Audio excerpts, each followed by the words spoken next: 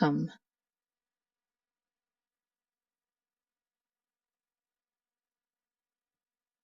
We will get started in just a few minutes. Let's make sure our captions are working. Here we go.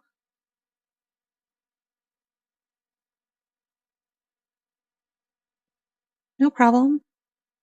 What's he talking about?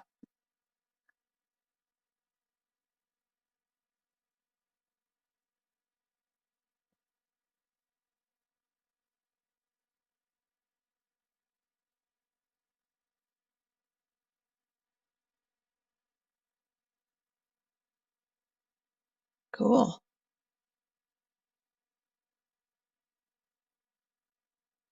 Okay, well, welcome to Midjourney's Quick Start for the V8 Alpha.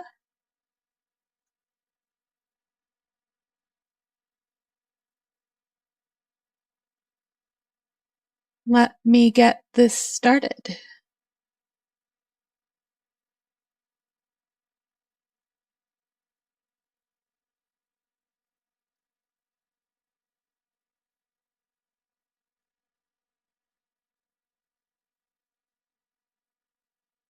Here we go. This is the Midjourney V8 Alpha Quick Start. We are not yet talking about V8, the final release. If you are on YouTube, Facebook, or Twitch, feel free to use the chat to talk to us. Facebook, the echo from Facebook to what I can see doesn't always work. So you might need to tag me and I'll swing by in a minute to answer, or come on into Discord. We're at discord.gg/Midjourney. That's the Midjourney official Discord server.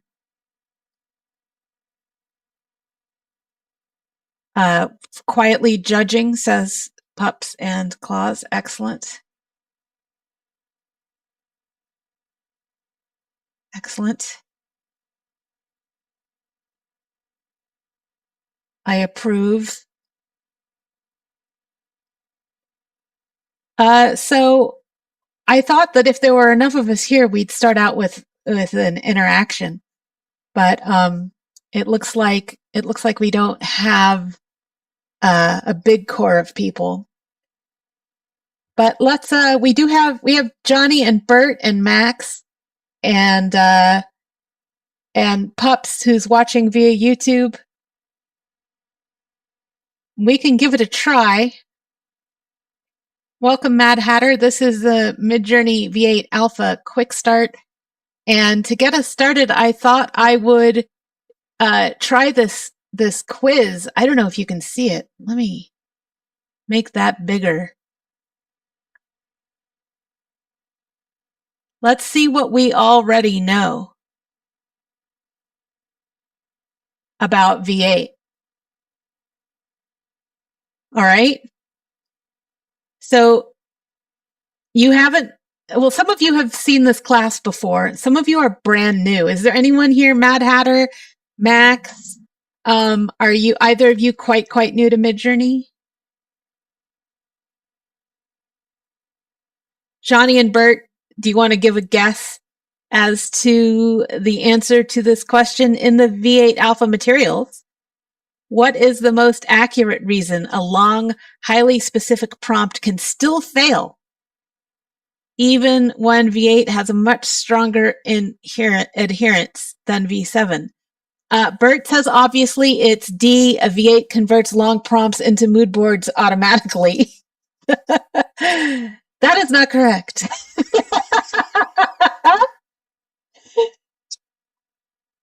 We have A, V8 ignores long prompts once stylized is above 100. That it feels that way sometimes. V8 Alpha, I should say. Long prompts fail only because punctuation is unsupported.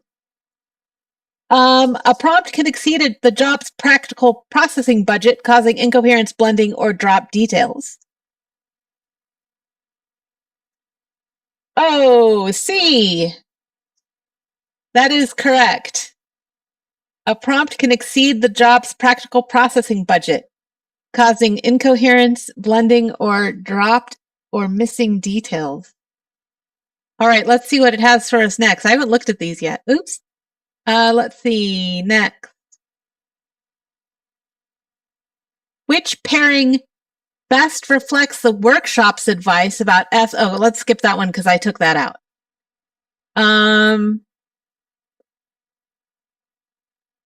That's what it says, but it's not right.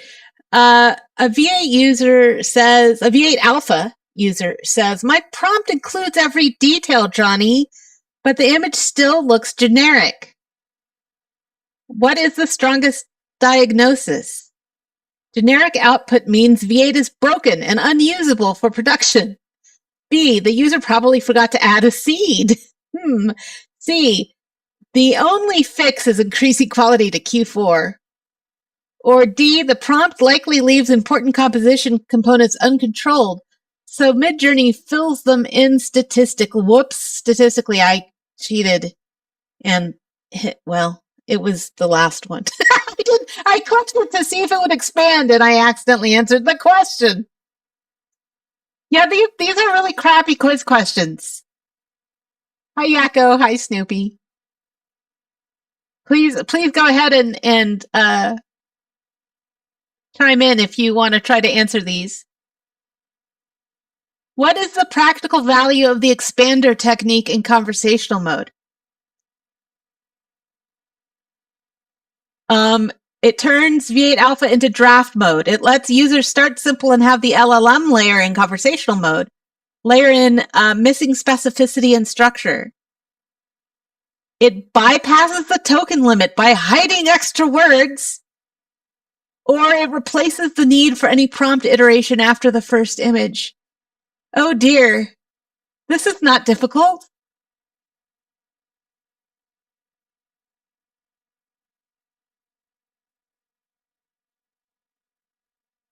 B, it lets users start simple and have the LLM layer in missing. Okay, well that's good that we're getting that.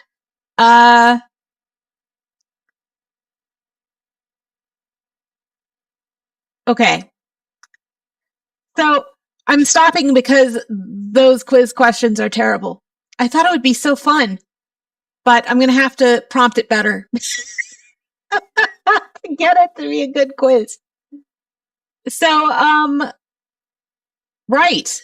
Let's look at the Quick Start materials. If you are absolutely brand new to Midjourney, the first thing you want to do is make sure you know how to go to www.midjourney.com and log in with whatever username and password you used to create your account. Hopefully it's also the same as your Discord name and password. And that is where you will most likely, unless you're a Discord nerd like us, you will most likely do all of your prompting from there. I'm not going to spend a lot of time teaching you how to log in and type your prompts. I'm going to teach you what to type in your prompts.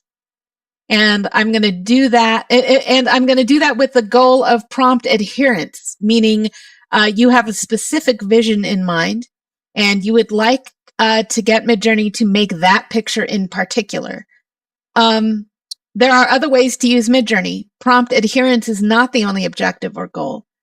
Often people are just exploring, playing around, previewing different styles, just seeing what happens when they type stuff. There's so many artistic and productive ways of using Midjourney. But what I'm going to talk about is prompt adherence as your objective.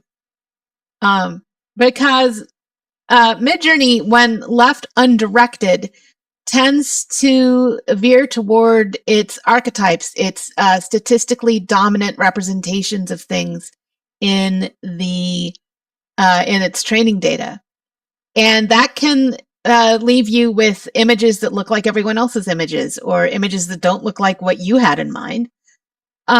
So I think you're here because you have a specific vision, and you want to learn how to guide Midjourney to realize that vision. So for those of you in Discord, join our chat by clicking that speech bubble icon next to the voice channel. YouTube viewers, that live chat is open. So I hope to hear from you. I say this every time just for the sake of the recording. I'm Clarinet. I am Midjourney's educator, community educator. My instruction is not an official statement from Midjourney. So I want to make sure that disclaimer is ready to go. Many things have changed to make V8 feel like a brand new experience. But be aware that the foundational training that this version of Midjourney received is essentially the same as before. Now, we might see some tweaks in 8.1 or beta, the next release, but in alpha, there's not a whole lot of difference between what Midjourney knows now and what it knew in V7. So, where Midjourney has performed weakly in the past due to lack of knowledge, like it doesn't know what, a particular, like what a barred owl looks like or something. It doesn't know what a poison ivy looks like specifically. It's still not going to know that. So where it will improve is in areas that it always knew, but may not have had the efficiency to deliver. So that increased efficiency means more time for adherence, meaning it will obey the prompt. Coherence, meaning fully formed, correctly formed shapes and figures on your canvas. And style, meaning the aesthetic with which that image has been rendered. So all of those are a game changer. We've recently encountered a lot of people saying, no, it doesn't have better adherency. And that usually means that they are prompting it like an LLM and are concerned that it doesn't understand. And we'll talk about that because unless you're in conversational mode, Midjourney does not prompt the way any other image maker available to you will prompt. It doesn't work that way. You have to use conversational mode if you want to talk to it like you do with Nano Banana or Sora or any other multimodal LLM. And we'll go into that a little bit more, but if you take nothing else away, remember, this is a diffusion model. It's not an LLM. So at the time of alpha release is, let's call that March and early April 2026. Some of you might agree that it seems like maybe style is the weakest link in the alpha release. I promise you that will change in the next release. I've seen it. It is amazing. It is completely going to change our opinion. I'm not saying, Bert, that it's going to do precisely what you need it to do better than it does, but it's certainly going to do different. So these are the sorts of things I want to cover. The incomplete features of the alpha launch, a little bit about prompt adherence, that conversational mode strategy, experimenting with parameters, different changes from V7 to V8. I think it is, Bert. Bert says, if it is any degree better at illustration compared to alpha, then it is a win. Yeah. So just to jump off, this is what the community has been saying about the alpha. The learning curve is making some users feel like the new version is a little bit chaotic and inconsistent, like it's difficult to productionize. So hopefully hearing some of this material will help reduce those feelings. The core pain point is the learning curve. We all are striving to resume control of the canvas. Many of us had quite a bit of fluency in V7, and we're hiccuping a little bit because we've lost that fluency. So community strategy is shifting toward more explicit prompting to get what you want on the canvas, increase semantic precision over vibes for token choice, meaning the words you pick are more important. The difference between saying something is on the ground versus saying something is lying on concrete. The inclusion of ground versus concrete might just be one word, but it could recast the entire image.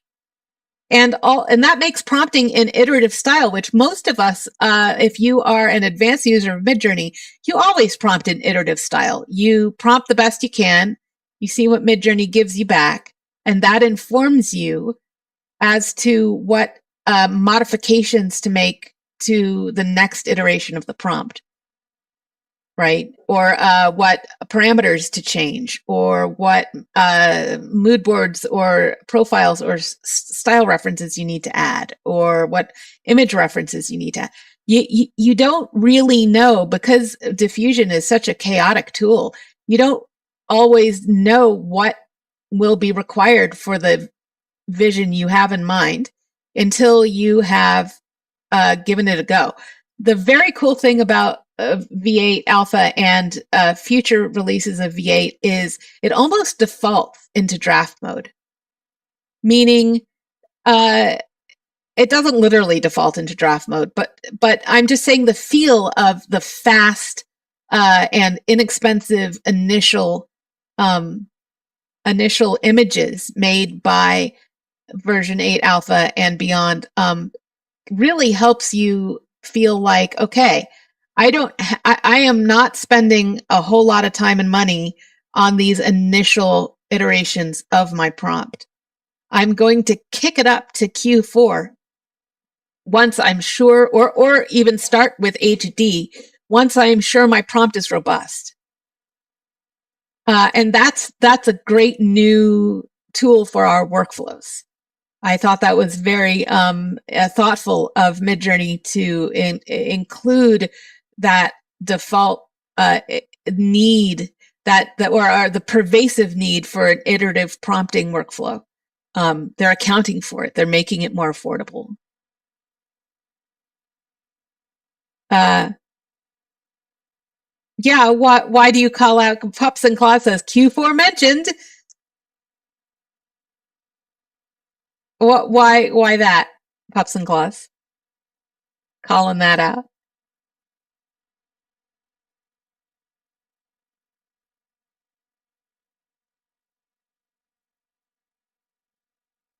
Q1 and 2 default to Q1, which is the default, and values Q2 and value Q4 default upward to Q4. So there's only 2 values of Q. Oh, I see. There's only 2 values of Q, 1 and 2, which are 1, and 3 and 4, which are 4.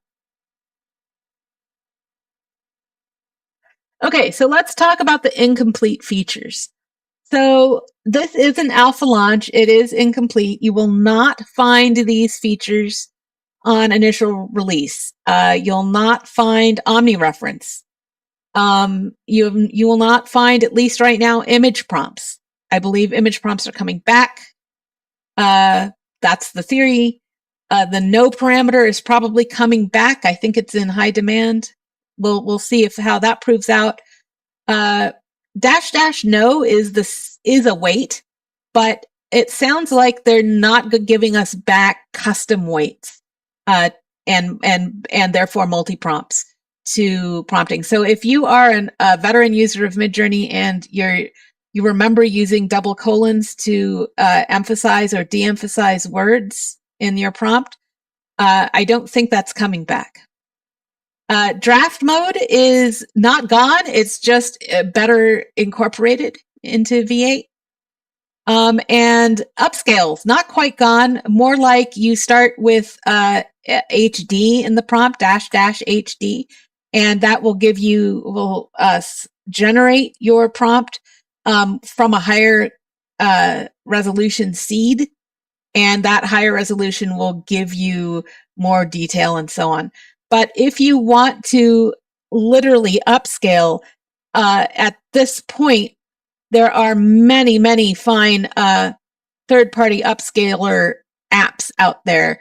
And if I've put some in the chat, and I also encourage you to tag me if you need recommendations. I do have a slide on that we can cover on request here. Okay, any questions about the incomplete features? If you have no questions, type NQ or no questions.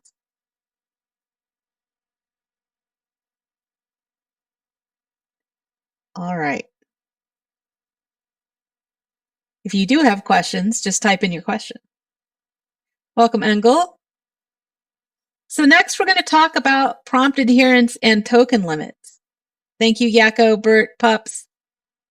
So there's this meme that says now I can't remember what it says. The mitochondria is the powerhouse of the cell. I just have to look at the slide. The mitochondria is the powerhouse of the cell. And I don't know how many of you know that meme, but anyway, if for us, we like to say the prompt is the powerhouse of the image. The prompt in V8 is the most powerful of all the tools. It can control or steer or even overpower almost everything. So have your faith in that. Now that stops where Midjourney's knowledge stops. So there's no amount of prompting or image prompting or there's nothing you can do to teach Midjourney something that it doesn't know. So if you ask for, a particular type of tortoise and it keeps getting the pattern on the tortoise's shell wrong, it's because it doesn't know what that type of tortoise is like, what it looks like specifically from a technical or biological or scientific perspective. And even if there's no way you can tell it. You can't give it a picture of that tortoise or a mood board full of that tortoise and expect it to pick up new accuracy from that. Short of those knowledge issues, almost everything can be addressed in the prompt.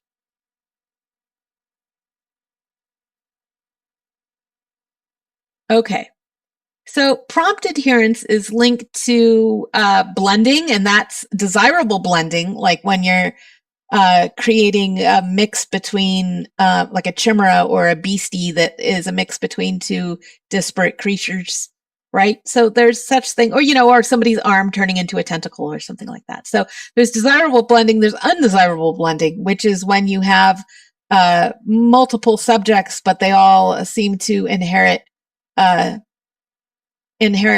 characteristics of each other, which is got a dotted line to multiple subjects.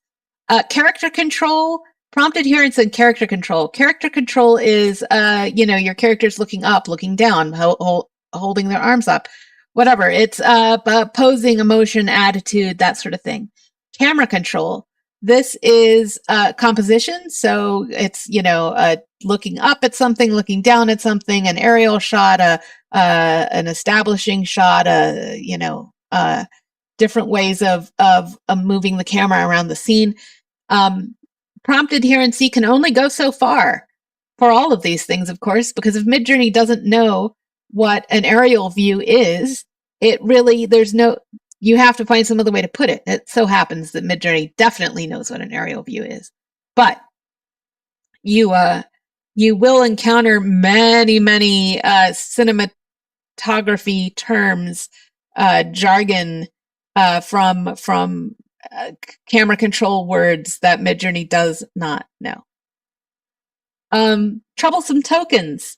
These are not tokens that are necessarily worth avoiding forever, but they are tokens that tend to create a chaotic, unpredictable, unreliable effects on the canvas, which are actually not such a bad thing if you're just exploring, and are troublesome if you are trying to pursue prompt adherence, meaning you have something very specific in mind and you want to stay in control of what your picture looks like.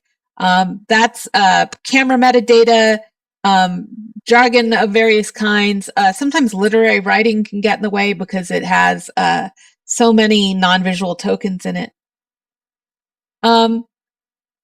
What's new in V8 Alpha, at least, is a limit of about 256 tokens soft or 1,300 characters hard.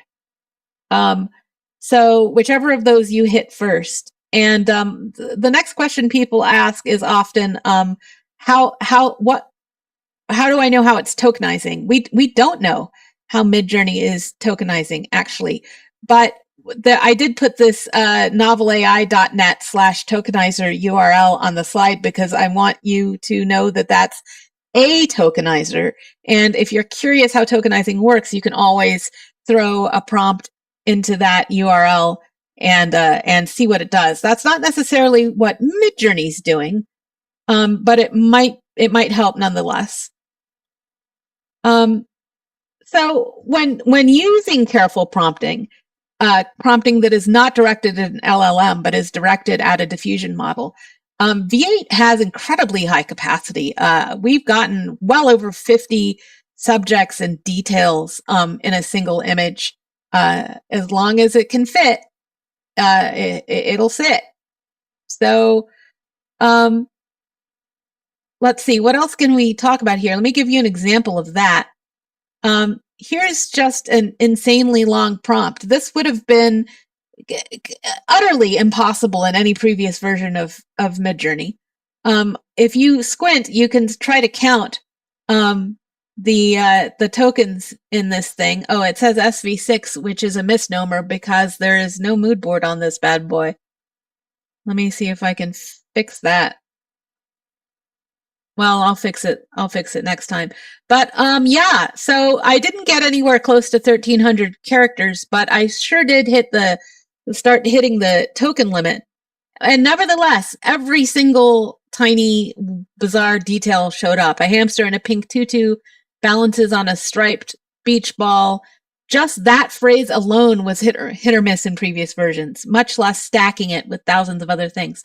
I have noticed in other parts of the internet, people complaining that version 8 alpha prompt adherency is low. Most of the prompts I see from those folks are not robust prompts for Midjourney, and so stay tuned to hear more about how to write those kinds of prompts. If you are struggling with the right kind of prompt for Midjourney and you don't want to sit through this recording or this class and hear how it's done, you can always turn on conversational mode. That is a button that looks like a speech bubble on the upper right of your screen when you're logged into the Midjourney website. When you do that, you turn on a gem in the background. I believe they're using Gemini. And it will listen to you and write your prompt for you, which is just what the multimodal LLMs are doing for you when you talk to them, when you use Nano Banana or Sora or any of those. So it's a good practical trick to turn on conversational mode. It might help you out. We also have a Midjourney-trained GPT. If you're more of a fan of that, you can use that prompt helper. It's going to need some work when the next version of 8 is released to help it catch up with some of the prompting advice it gives, because right now it's concerned with some of the weaknesses of the alpha, and when those weaknesses are addressed, the prompt helper will be sensitive to that. Conversational mode, on the other hand, doesn't know anything about Midjourney in particular. So but it can be used in many very, very cool ways. We also suggest when a new model is released, you'll want to relearn the balance between adherency and style. This might feel a little bit silly for the alpha release because style is a little bit broken. But certainly when the next release, 8.1 or beta, comes out, we'll probably want to spend some time experimenting with parameters to find out for my prompting style, meaning how much style information I carry in the way that I prompt versus how much style, aesthetic, visual treatment I'm relying on Midjourney to provide. What settings on these parameters work best for me? So the alpha prompting strategy then is you're probably going to end up with a little bit longer prompt. If not longer, then at least more controlling. you're probably going to want to be more explicit with your visual controls and be aware that small semantic shifts can dramatically change results. So, think about establishing this. In order to keep it all S's, I say shot, but basically, I mean composition, subject, context or background, story meaning direction, what is happening in the image, standing, sitting, smiling, greeting, shaking hands, jumping up and down, whatever's happening, and style meaning the visual treatment. These are definitely suggested components of these prompts because the more complete the prompt, the more control you have. Up to a point, after which you actually have to roll back. More on that in a minute. We've had a couple of community members say, please start adding lighting to your prompt. I have not myself found that V8 cannot fill it in automatically like older versions. But we have had some people say, I think perhaps some of our cartoonists and other folks who are productionizing that need the lighting to be very consistent, like the characters walking across a room, there's a skylight. So the character must be lit from the top in each of the 5 scenes, right? Then you want to specify lighting. You may not want to rely on Midjourney's ability to recreate the lighting from scene to scene. Excuse me, from job to job. Okay, I'm moving rather quickly here. We have talked about the incomplete features, prompt adherence, and token limits, conversational mode strategy, parameter experiments, and alpha prompting strategy. We do have some questions. One of the questions is, what about prompting colors that aren't included in the SREF you're using? You can try. I don't know. I haven't experimented with asking for colors that are not in the SREF. I think it would blend. And I think the prompt is slightly stronger than the SREF unless you max SW. So it should be okay. The other question was, will that be the same in beta or 8.1 or whatever? I don't think it will. 8.1, and the whole point of the sort of the style correction direction that they're taking it, Bert, is that you don't have to sweat those details as much.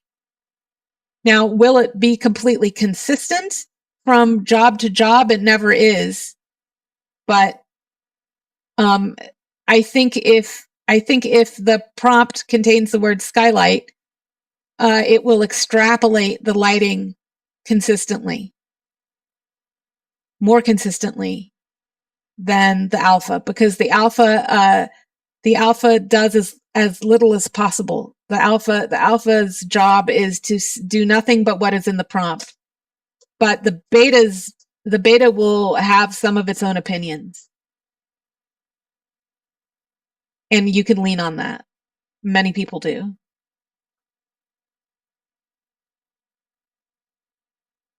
Does that make sense?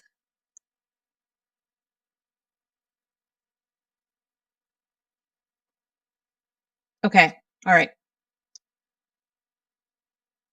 All right, so let's talk about image quality and detail, moving quickly here. So image quality and detail, this is the level of detail in the picture. Like if you ask for a William Morris texture, you know, how much texture, will it be blurry and vague after a certain point, or will it be crisp and meticulous all the way through? Crisp and meticulous being the things that we often want. Small faces, generally we're used to Midjourney not having enough pixels to really make a very clear, coherent, small face. But if you start with HD, you're giving Midjourney 4 times the pixels, I think. And so those small faces are going to work out pretty well.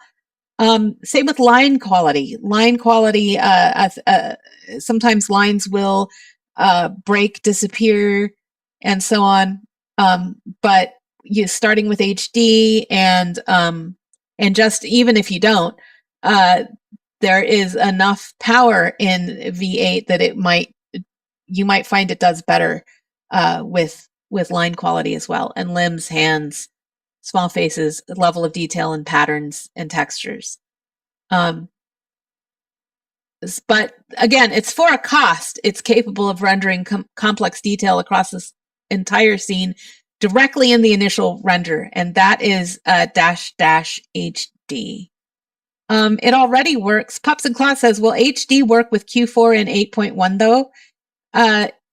You can combine HD and Q4 except in relax mode. In relax mode, you can choose either HD or Q4. In turbo mode, you can do both. And that will not change, as far as I know.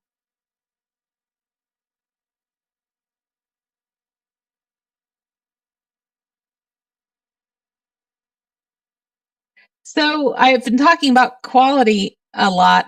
Quality is a longer diffusion baking time. So that's different than HD. HD is a higher resolution seed, so it's capable of moving more pixels around, assigning values to even more pixels, which creates a very finely detailed, well-controlled output, a higher resolution output. Q means it's going to spend more time doing that. So that's it quadruples your minutes if you bump up Q. So if you spend N minutes making an image, you'll spend N times 4 making a Q4 image. You'll spend N times 4 times 4 if you also add HD in your turbo mode. But the resulting image of HD plus Q4, which you can only do in the faster modes, not in relax, might give you quite a high quality output, which you can then further upscale if you want, for production purposes. The nice thing about the V8 series is that the default mode is sort of fast and cheap, if you will, so that all of your iterative prompting is it's a bit like using Draft in 7. It's very affordable to perfect the prompt, and then you can add your Q4 and your HD once that prompt feels robust to you, so that you are only sort of spending those minutes when the time comes. It's a nice tweak.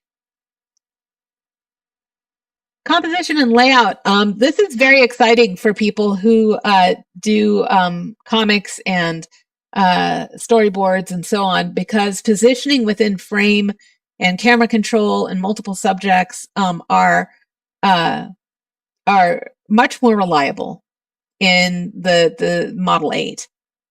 You can get up to 50 or more subjects or details, depending on how you want to think of that. Focal points, if you want, with very coherent prompting. Positioning and camera control tokens. Again, since Midjourney's knowledge hasn't changed, if Midjourney struggled to know, to understand what you meant when you said a wide shot in previous versions, it will still struggle to know what it means. But if it knows, hoo boy, does it do a beautiful job. Now, we do have an FAQ tracking the camera controls that are being tested by the community. Let's see if I can grab you that URL. Here we go. This will talk to you about camera controls, Midjourney Miss camera control. It will talk about camera controls, and it will talk about which ones have been tested and which ones haven't, and so on. So that's being updated fairly regularly. So that's useful if you're trying to move your camera around, or trying to create photography of different kinds and so on. It's kind of an all-in-wonder there. Hey, Jamal says, quick workflow question. What's the recommended way to align a Midjourney subscription with a different Discord account? My subscription and my main Discord Pro setup are currently on separate emails, and I'd like to unify everything cleanly. Explain that problem in email to billing@midjourney.com. You could more or less paste that, what you just said to me, to billing@midjourney.com. And usually within 24 hours, they will have resolved the issue for you. There's a good team of people working there. Does that help, Jamal?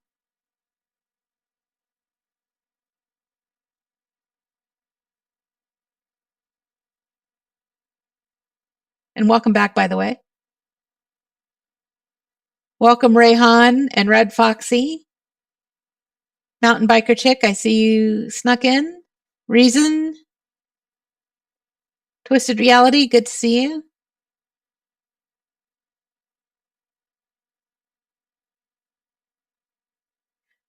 So positioning within frame is worth calling out as something you can do in V8 much more reliably than ever before.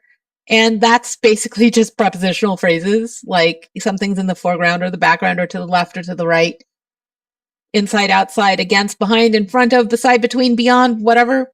I did just a bunch of testing with shapes like this. And welcome, Stu. And it's just amazing what you can do. So definitely explore positioning within frame with these prepositions and see what you think. So we talked about image quality and detail, composition and layout, and positioning within frame. Are there any questions about those three topics or any questions in general? If you have no questions, type NQ or no questions. If you do have a question, go ahead and type it in.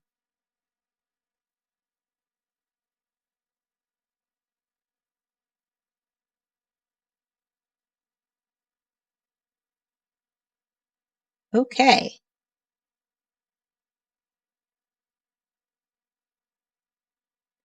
So next, let's talk about text rendering and text prompts, which is another really exciting part of the V8 model.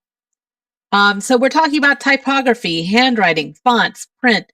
So V7, after a couple of words, it just distorted. It was gibberish. But we're testing, 15 or more words coming out crisp and legible in the V8 alpha. There's a couple of things you need to do to really make text shine in V8 alpha. And that is put double quotes around the word to be printed, words to be printed. Be aware that the content of those words may influence the contents of your canvas. For example, if you say if your text includes the word speech bubble, but your prompt doesn't, the text might be put in a speech bubble. So anyway, you'll have to explore that to see from on a prompt by prompt basis whether the double quotes isolate those words from the rest of the prompt. If you have a character saying the word green, it's possible that the color green will be in the image. You see what I'm saying? So play with that. You don't have to put double quotes around the words to be printed, but the developers have made a special effort to let that be the signal to Midjourney. So we strongly suggest it. And definitely, if something's not working, check your quotes and make sure those double quotes are there. You also want to consider unlock words. These are going to be an unlock word in general is a word that seems to unlock Midjourney's capacity to do something if you include it. For example, if you use the word imaginary, fictional, or fantastical or mythical or something like that in a prompt, then or surreal. These are words that allow surreal, imaginative things to happen. So they kind of soften Midjourney up for certain things. So the unlock words for text are text adjacent terms, like text or font, typography, writing, written, write, wrote, typed, printed, painted, graffiti, stitched, right? So be sure to include at least one unlock word. You also want to talk about the destination of that text or context words. These are archetypes like it's going to be on a piece of paper, an envelope, a postcard, a sign, billboard. Maybe it's a caption, a title, a subtitle, right? Without that, Midjourney will either drop the text or put the text on a t-shirt, put the text frosted on the glass behind the character. The text will show up in all kinds of creative places unless you take control. Typography stylization. We have a lot of people asking if they can use particular fonts, font weights, font styles. Can it be Helvetica, italic, bold, 14 point? Midjourney does not have that kind of training. So you can't use font sizes and font names reliably. Not that you can't try. You can explore and see if it works. But we do suggest archetypal or iconic stylization terms like, hand drawn, handwriting, permanent marker, Western style, cyberpunk style, right? These things are going to be a little bit more robust, more reliable. At least in the alpha phase, a lot of people are reporting that using raw and profile together have best results. I'm not sure that's going to be true anymore in 8.1 or beta or whatever they're going to call it, because the balances will have changed enough in the next version that we'll have to rediscover what will help text. But in alpha, these things might help. HD, Q, and stylize won't help or hurt. Probably hurt, actually, now that I think about it. At least in alpha. So go ahead and use raw and P if you need text to have a little help. And there is a workflow for cleaning up text in the editor. If you want to see that demonstrated, please ask in chat. Basically, you select the letters that are not working and reprompt it. Okay, ran through that. Any questions about text rendering and text prompts? If you have no questions, type NQ or no questions. Or type Q if you have a question, or just type your question.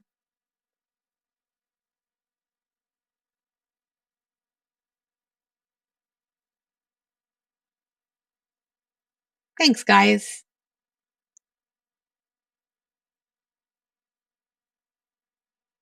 All right. So the last thing we're going to rush through for the difference between V7 and V8 are the aesthetics and speed and efficiency and seed reproducibility. Thanks, Snoopy. So aesthetics, this is linked to style references, style codes, personalization, mood boards.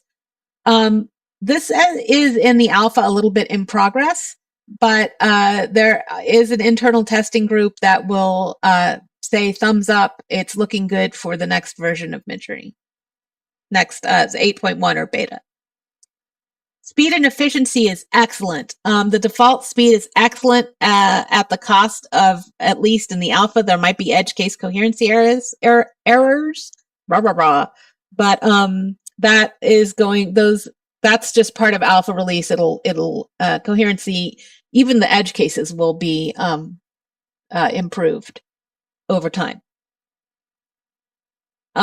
Variations and remix, as usual, for all versions of Midjourney, are great incremental evolutions of your images.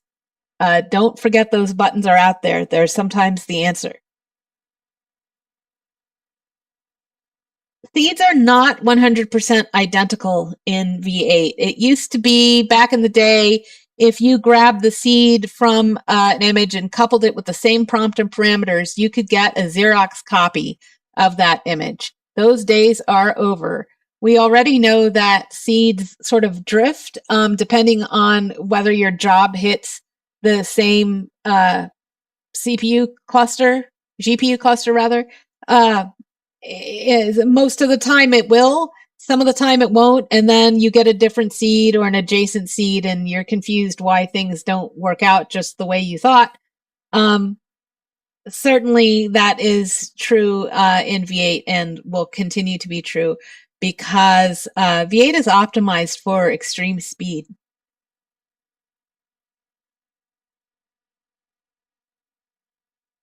So what's new in V8? We talked about prompt adherence, image quality and detail, composition control, text rendering, aesthetic sensitivity, speed and efficiency, and coherency.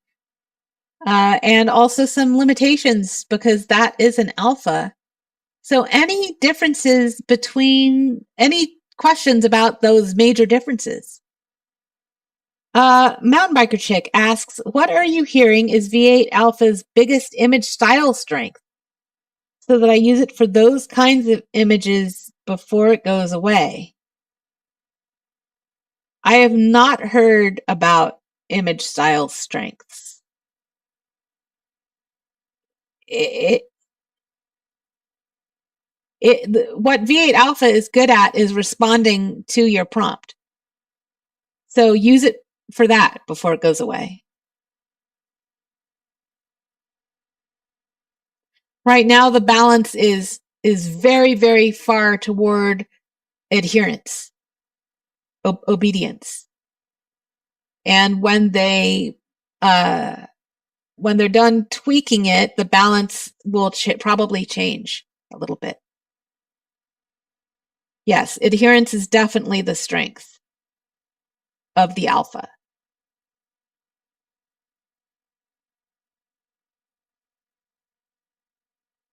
It may also be the weakness of the alpha.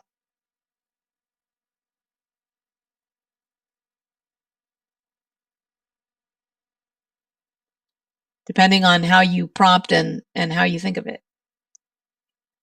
Okay, so I referred a number of times at the beginning of the course about how V8 is particularly opaque to people who aren't familiar with how to prompt diffusion models. A lot of people learned how to prompt via ChatGPT or Nano Banana, and when they're confronted with prompting for a diffusion model, they're not sure how it goes. So here are some quick notes. The bottom line to prompting, speaking directly to a diffusion model rather than speaking to a multimodal LLM who is interpreting what you've said and on your behalf writing a prompt, which you might not even ever see. You want to make sure your prompt addresses each component of the composition, and you want to prompt iteratively so that you can find out what the best prompt you think you can write it, see what it does and doesn't do, and then shore up the weak parts in the following prompt, right? So you're gonna iteratively modify your prompt to shore up the parts that are dropped or weak or ambiguous. You're going to be aware that each prompt is a limited job on Midjourney's servers. We pay for minutes, right? So when we run out of those minutes per job, then Midjourney has to stop working. And that's really hard to do in V8. It's hard to hit this limit, but you can. 1,300 characters, 256 tokens. You know, if you can get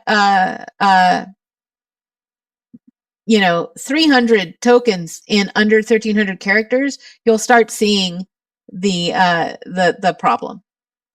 So there are ways to sort of lean into a kind of an optimization technique, which I'll go into. Finally, if the prompt contains chaotic tokens, you're going to lose control of the canvas. So a lot of people who learn to prompt using ChatGPT, using multimodal LLMs, they're going to want to use conversational mode. And that way they can have instructions and do conversation and the kind of prompting they're more accustomed to. There's also sort of misguided information out on the internet, which leads people to using camera metadata and technical specifications and fidelity language like super high quality award-winning photograph and jargon like ISO 100 1/1.8 aperture 16-bit linear EXR HD super HD. These tokens, Midjourney doesn't have any special training on them, so they are often problematic. Yeah, 8K. I know, Bert, shocking. Literary writing, ChatGPT, untrained ChatGPT can produce some fairly literary writing. If it's not dense visual description, it may not play very well. None of these things are, quote, bad prompting. I mean, if they're giving you what you want, then no one's gonna look twice. But if they're not giving you what you want, then as a troubleshooting step, right, you're going to want to say, all right, hold on, this isn't working. Let me check to make sure I don't have any of these things going on in my prompt because they could be contributing. So what I'm recommending is not a prompting style so much as a troubleshooting technique. My mountain biker chick says prompt slop. Maybe I try not to come down on it as hard as calling it slop. I don't want to call it slop because people who are exploring different looks or who actually don't care, I mean, there's so many different kinds of attitudes and approaches to using Midjourney. That means that those tokens that becomes benign, and if great, then we're okay. We're okay with that. I'm trying to protect your ability to control the canvas. And so when I call out these tokens, I'm not saying they never work or you're dumb if you use them. All I'm trying to say is when you're troubleshooting, they're good candidates to remove. The GPT is currently trained RE4 at 8 alpha. I know, mountain biker chick. I responded over seriously to it. I don't know why. I don't know why I did that. I totally heard your tone of voice, and I still responded all seriously. I don't know why. Okay. So yes, this prompt helper of mine, yes, it will reply for 7 and 8. It will look at the --V at the end, right? And it will respond depending on what you've told it your version is. Yeah. So, about those bottom line concepts, do we have any questions? I'll put them back on any questions about these things? If you have no questions, type NQ or no question. If you do have a question, you can put in a Q or you can type in your question. You can just start screaming incoherently, whatever you want to do. Thanks, too. That's really cute. All right.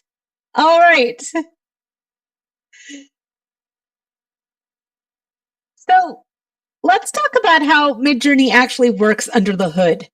And that's in order to understand how prompting works and to understand how to troubleshoot your prompts. So imagine your journey to create an image is, a great voyage across the sea. Does anyone have any sea chanties? I only know what can you do with a drunken sailor. That's all I know.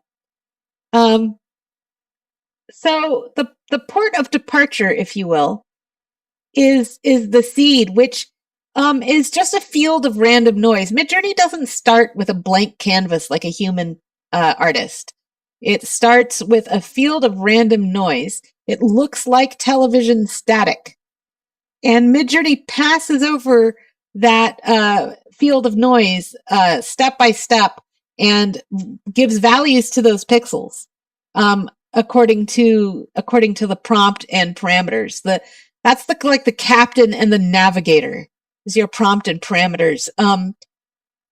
The prompt and the settings you use, right? It's the map, it's the compass, it's the rudder that tells the sailboat, which is Midjourney, exactly how to get to the destination, which is your final image. The sea of latent space. Okay, this is the giant ocean of possibility. The AI, acting like your sailboat, slowly navigates the sea. It denoises the random noise of the seed and follows the instructions from your prompt. And that's why Midjourney, by the way, has a sailboat as its logo. The whole trip from the random noise to your final image is Midjourney carefully sailing from the chaos of the starting point to the destination you steered it to with your words. And that also serves as the origin of Midjourney's logo. That is correct. Please don't kick Midjourney.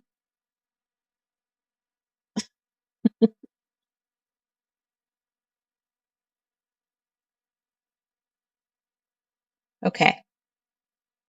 So any questions about how diffusion models work in general?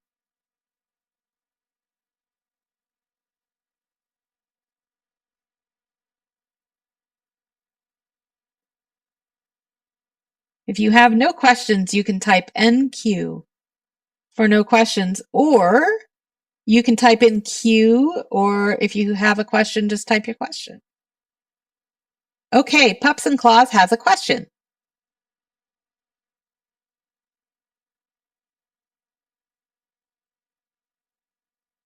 Thank you, TR.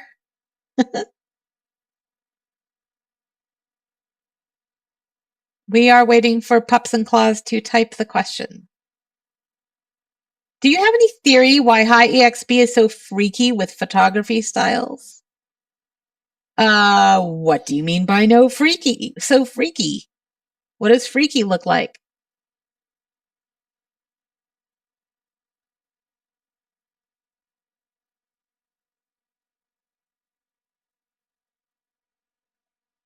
A photograph of a cat? IXP?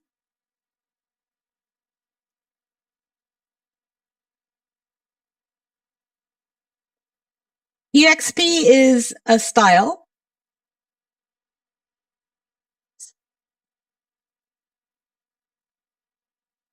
Photograph of a woman, then, I suppose you're saying?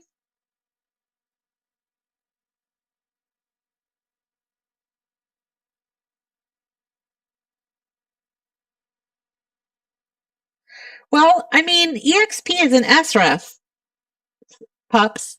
EXP is essentially a style reference. It's a style tool. So when you introduce EXP, you're intentionally asking it to style your image for you.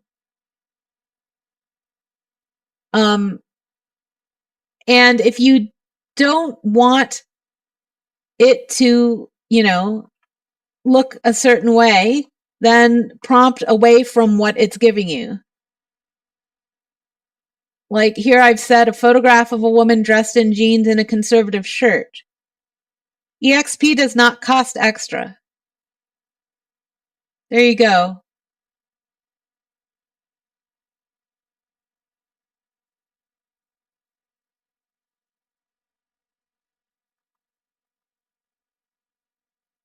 It does not.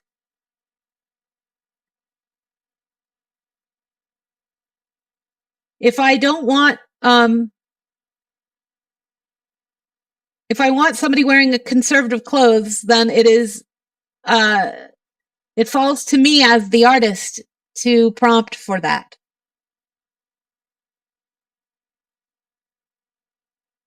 If you find an SREF that is giving you all blondes, whether it's EXP or any other kind of style reference, and you don't want blonde, it is incumbent upon you to add to the prompt dark hair.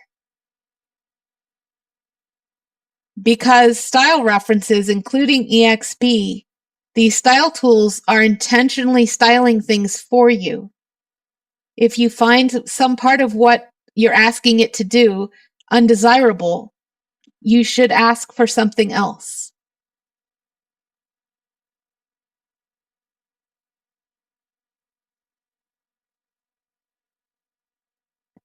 Ari has said, why stick to 100 value?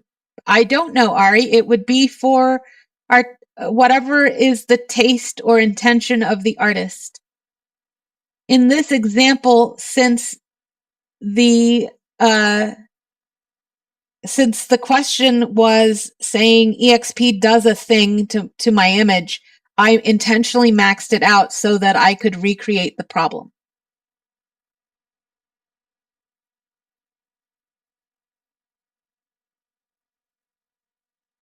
What is the default style if one is not defined in the prompt?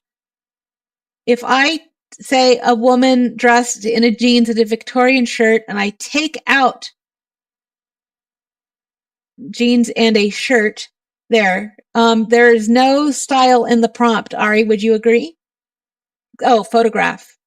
Sorry, that's a style. Woman dressed in jeans and a shirt. Okay, no style. I get this somewhat chaotic tour of styles. What's performing the style work here? This is Midjourney's default style. It's controlled with stylize.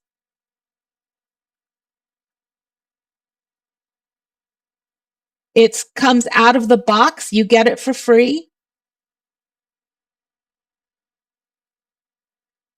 I have all the defaults set right now, which means it's set at 100. Using the defaults, I will get sort of a tour of several different styles.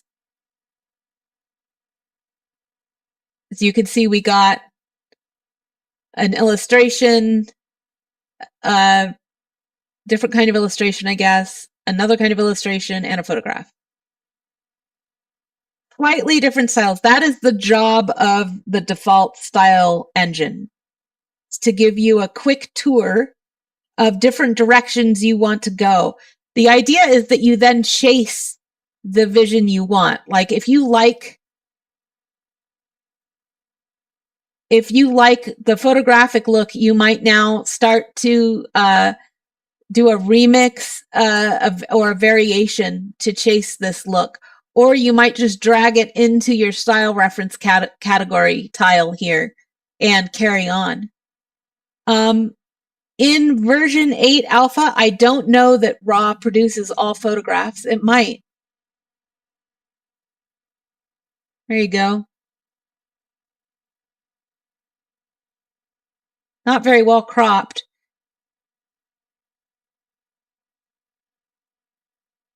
But what RAW is doing is getting out of your way.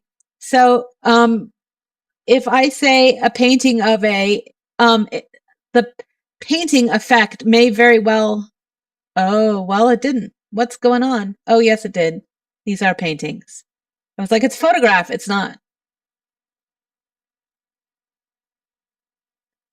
This is so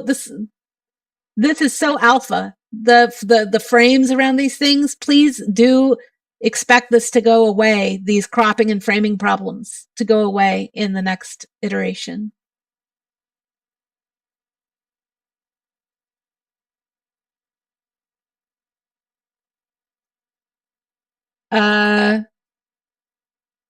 Just following some of the questions here.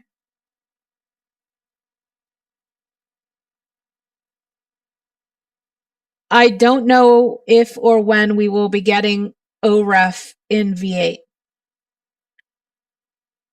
Pop says, pardon for the late answer. Coming back to my question, I think you misunderstood a little.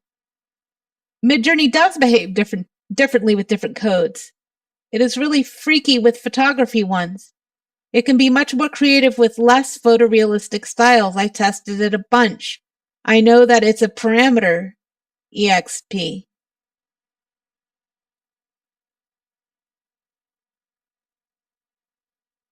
EXP is not apparently, it's EXP's default is not photographic. You probably want to use RAW if you're trying to get default photography. EXP, it's like, it would be like using a sketch, a charcoal pencil sketch as your style reference, and then asking it to make a photograph of that charcoal sketch style reference. It's not, it's going to blend.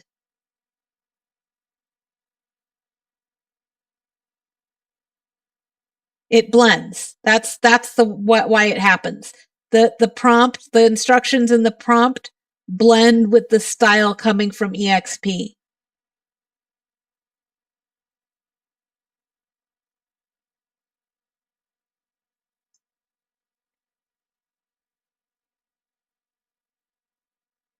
Yes, of course. There's EXP photography. It works. I had to lower EXP substantially. Yes, --S is also blending. That's all Midjourney does is blend. So all of every time you change a parameter, an SW, an IW, an S, any of these, you're blending. Yup.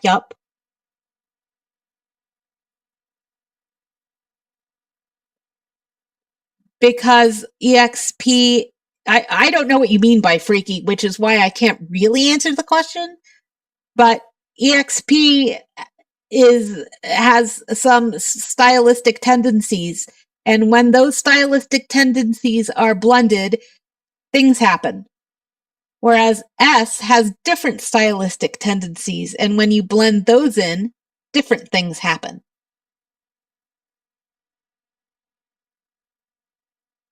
Higher EXP does not add more of the default style. Higher EXP adds more of the EXP style. Higher S adds more of the default style. It does not remove photography element.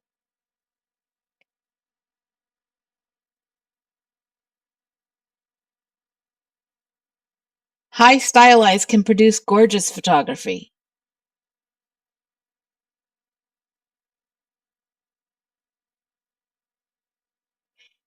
Because they're not filters, Ari.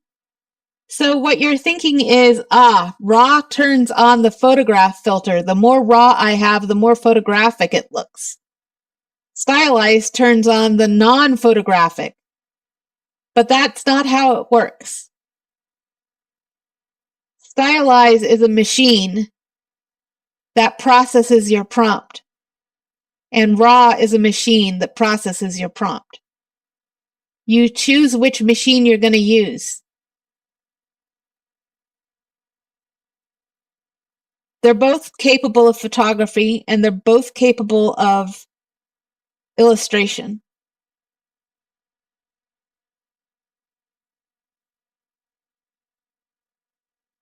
EXP is an add-on to RAW or S.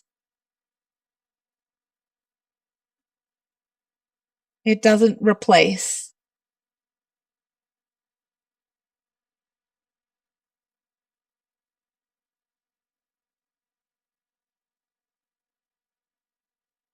EXP is not a base style. EXP is an add-on. EXP is more like an SREF or a mood board or a profile.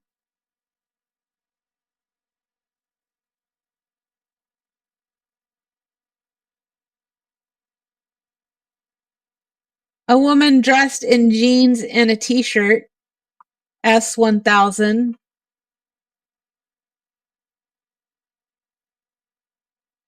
Now, if I change this to raw, then I'm maxing raw.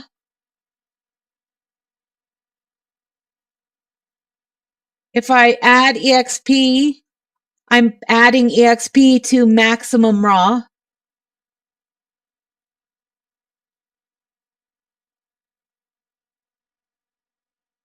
So in this one, I've taken the, you see how it doesn't say raw? That means, or profile or mood board? Yes. No. You cannot give raw a max or min value. It is replacing default. You have default or raw. Then you have add-ons, which are mood boards, profiles,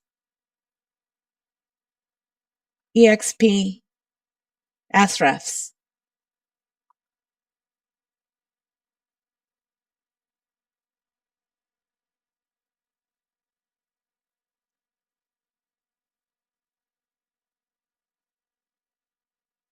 I don't see how raw could be an enemy against an sref code. So you pick your prompt rendering machine. You say, I want raw, which means do as little as possible. Or you pick default, which is do some stuff for me.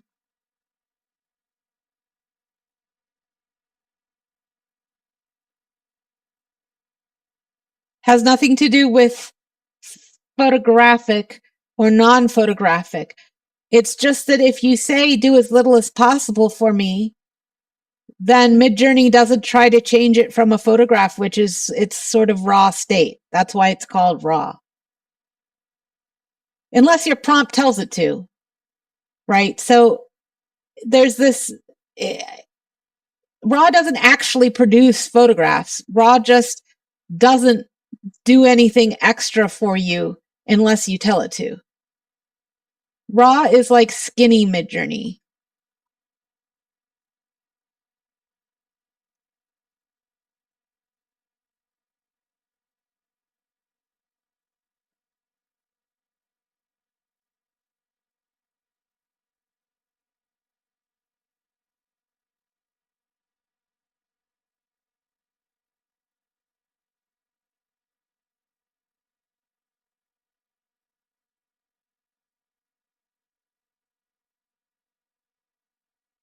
Tom, previous versions used -- no, but since 8 does not, does using the word no in the prompt now work like -- no used to?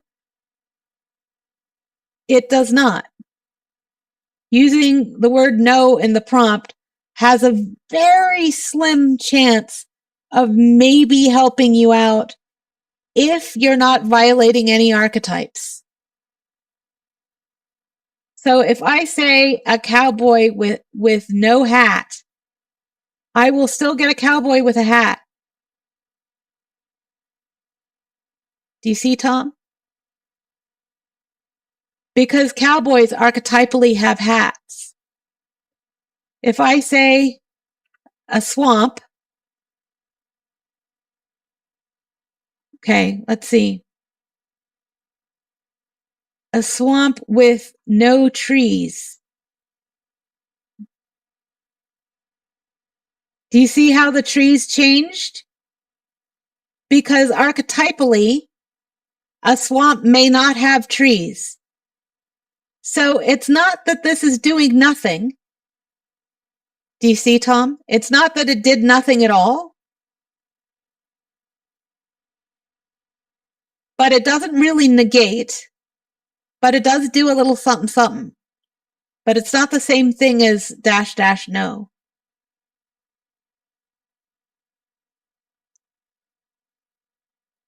But if you try to break an archetype with it, it won't work.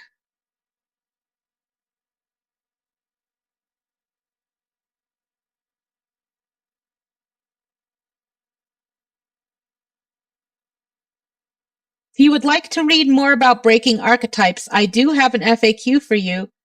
It is an advanced notion. And this is supposed to be our Quick Start class.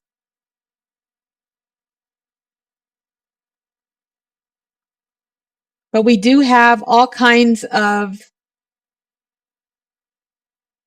archetype things. You can invoke an archetype, and you can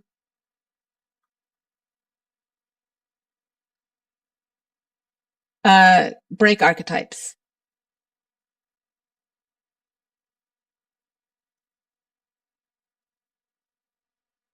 Unfortunately not.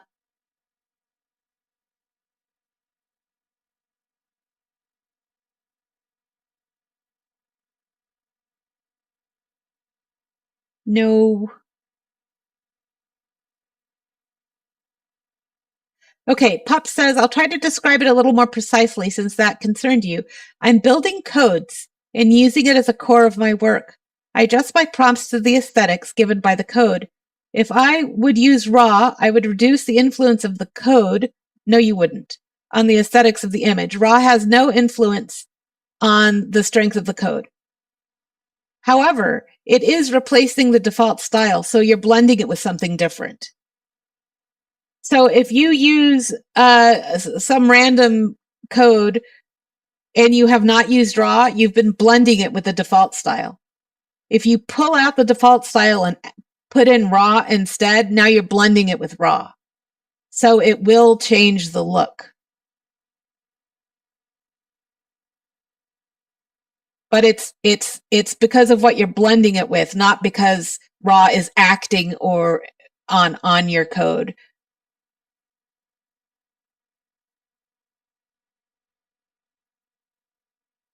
I enjoy default too. Snoopy has posted a positive prompting description of a cowboy without a hat. That is what you would do. Similarly, if you want a unicorn without a horn, you would prompt for a horse. Darn it, Snoopy! Although technically, a unicorn without a horn and a walrus are in the same category. A walrus is, by many definitions, at least a unicorn without a horn, among other things.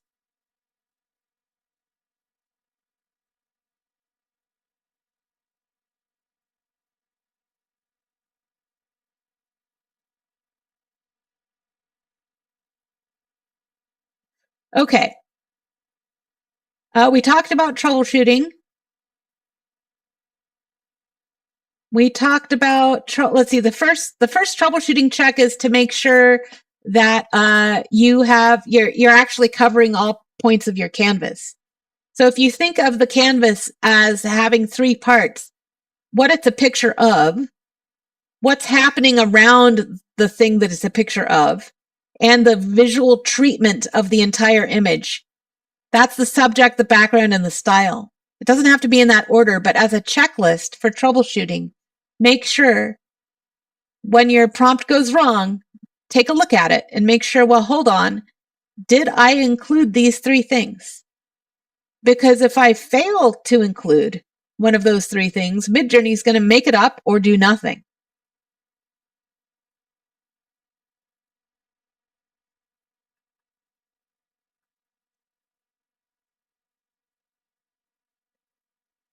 Okay, Tom, let me give you the V8 Quick Start.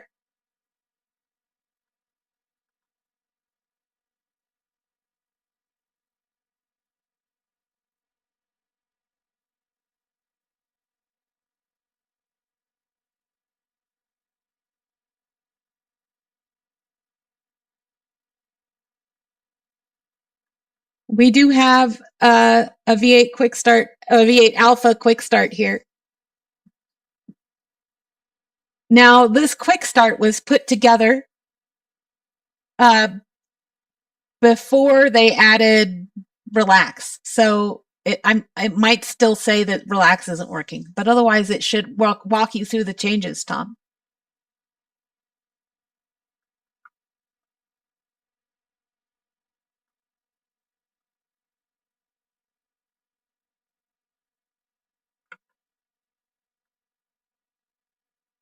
Okay, same.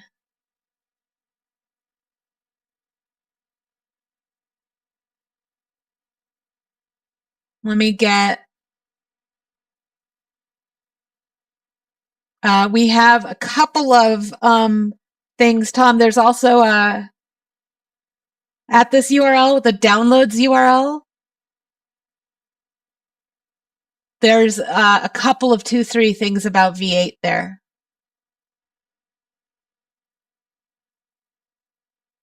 That you might find useful. Yes, 8.1 is coming soon.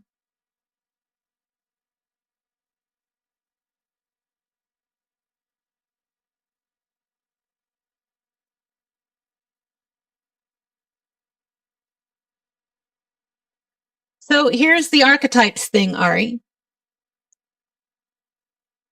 The archetype is the dominant representation of the thing in the training data. So there's two kinds of prompting. Pops, this might help you. There's two kinds of prompting. There's describing and there's invoking the archetype. So to describe would be, as you see on the left here, a man wearing a white t-shirt and a long-sleeved red flannel overshirt. He wears denim pants tucked into waterproof work boots. He wears workman's gloves. He has an axe slung over his shoulder. He has red hair and a mustache. Or I could just type a lumberjack. Basically the same dude. One's the archetype, the stereotype, and one's me describing. The reason why I want to describe is if I want to break the archetype, I better not invoke it. If I want a unicorn without a horn, I can't keep saying unicorn because unicorns have horns. I can't keep saying cowboy. Cowboys have hats. I have to describe a cowboy instead without invoking the word cowboy.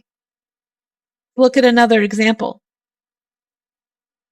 You want to invoke archetypes to make your prompt more effective so that in times where you think, I just need the default, I don't need to break the archetype, I'm just going to lean into it. You use the describe method to control outcomes when the archetype is adding undesirable details to your image. So here's a woman sitting in a cafe on a rainy day, right? But negation words, let's say I want her without coffee. Negation words aren't viable in Midjourney. This is what Tom was asking about. Prompts describing what isn't happening or isn't present typically will not work. So I can't say without or but or yet or no or does not, will not, has not, except I can't say a woman in a cafe has not received her coffee yet. Not an LLM. Very good, Ari. Exactly. I can't say a Pegasus without wings. A Pegasus has wings. People in cafes have coffee. Cowboys have hats. Unicorns have horns. So what do? I have to describe instead. Now I'm saying a woman sitting with her chin in her hand in a wooden chair at a small empty wood table, looking out of a big single pane glass window, looking out on the city sidewalk in a rainy day. I have I have described her sitting at the cafe without coffee, but I never use the word cafe or restaurant or anything else that would put something on her table.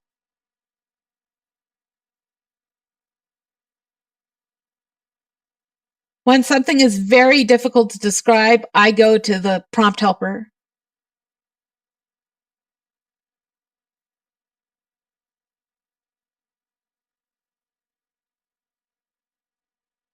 Oh, great, Flory.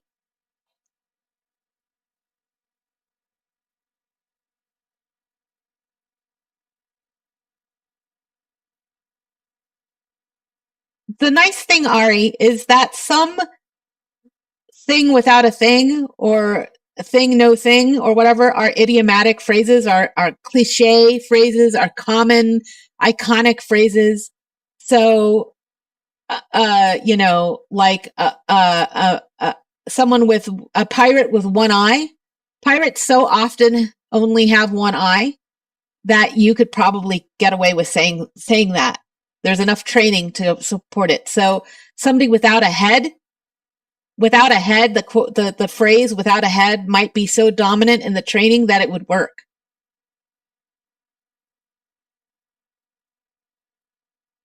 Maybe.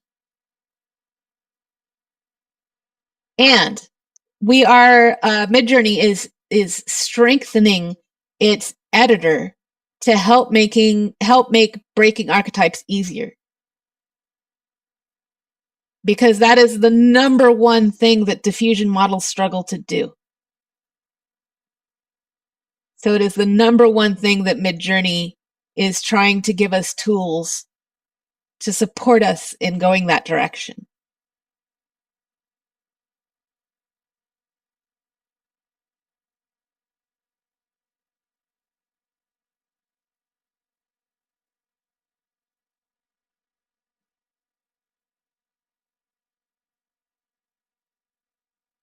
She has a glass of wine in one, iced tea in another.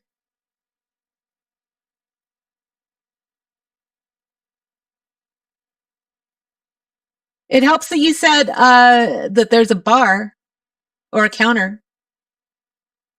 It seems to have created a bar, is what I'm saying, and people at bars don't always have coffee. In fact, it gave her a glass of wine.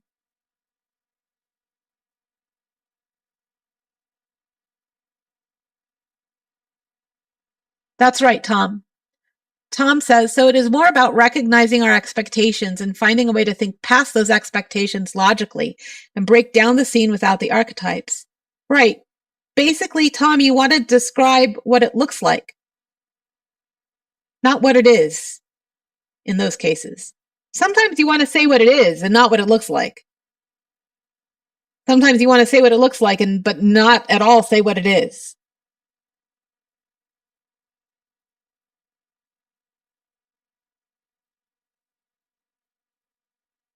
The word bar is not in the prompt. I thought it was too, but it's not. Counter is, though.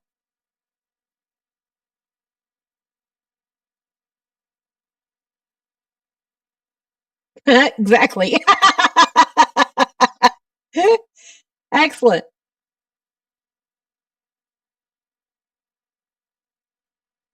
So I've recreated the cafe without using the word cafe. And in this way, I've accomplished the sense of the woman waiting at her table without having received her coffee yet. And that's called breaking the archetype or avoiding the archetype.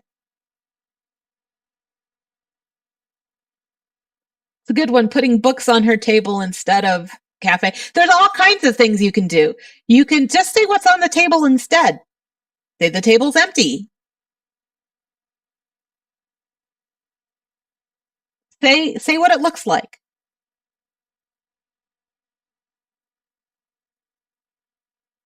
Any questions about archetypes? Invoke and describe.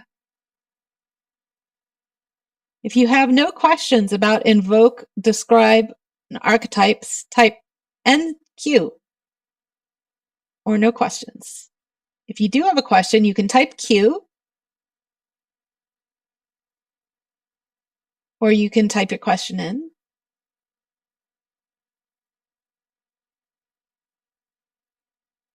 Yeah, Tom, V8 is opening a whole new world of opportunity for us. Because archetypes are incredibly helpful for optimizing the prompt, but describing is incredibly helpful for breaking the archetype.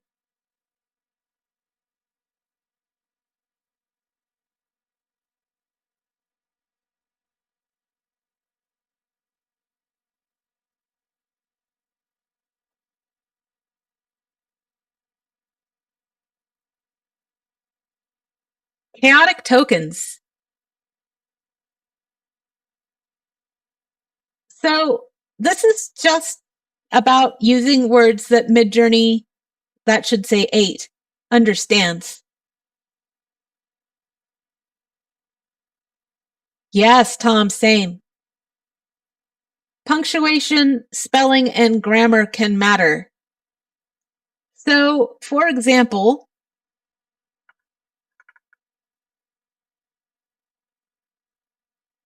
let's eat, Grandma.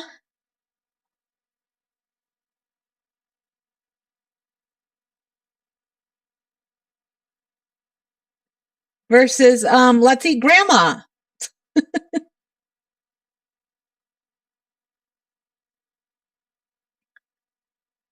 Or how about this one? There's a band called Let's Eat Grandma, which is why we get the band member instead. Most of the time, travelers worry about nothing. Versus most of the time, travelers worry about nothing.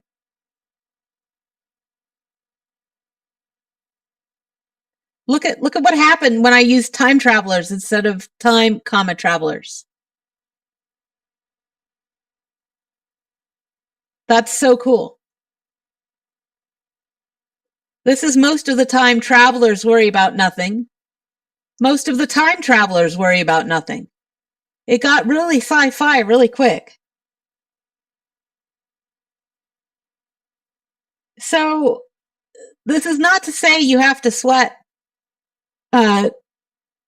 grammar and punctuation and spelling, but you do want to keep it in mind for troubleshooting purposes. If there's something going weird, freaky, as Paz said, with your prompt, check out your grammar and punctuation just in case. It's a nice troubleshooting step.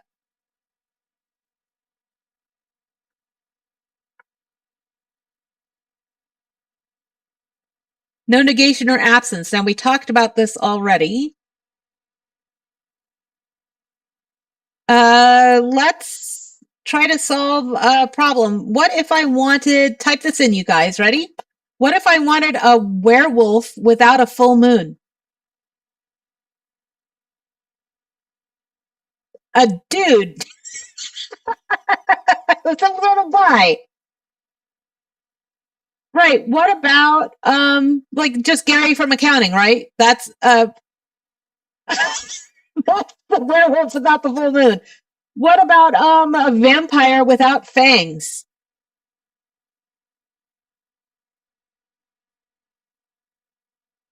Another dude, maybe a pale dude, a goth, a bloke. What about a cyclops with 2 eyes?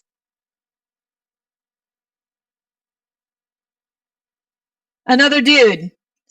Just Dave, 2 eyes, complaining about gas prices. Right.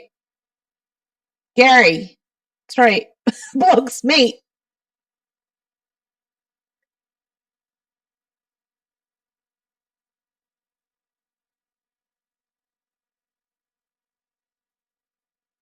There you go.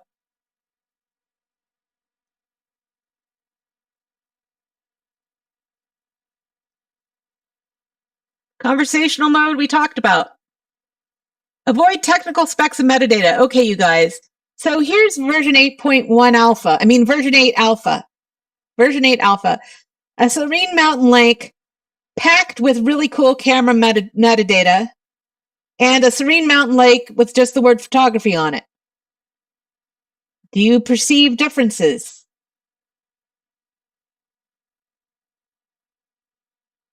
I do, kind of. I mean, I don't know. Maybe not much different than if I had a slightly different seed.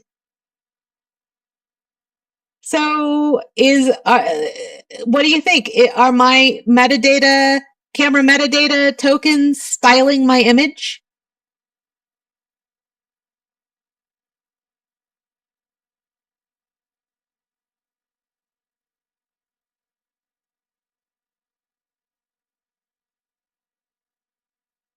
Not so much. Narp, says Bert. But there are ways to style photography. If you're interested in styling photography, I don't suggest Camera metadata. I do suggest iconic photographic styles. Look how much the image changes when I say it's Polaroid photography.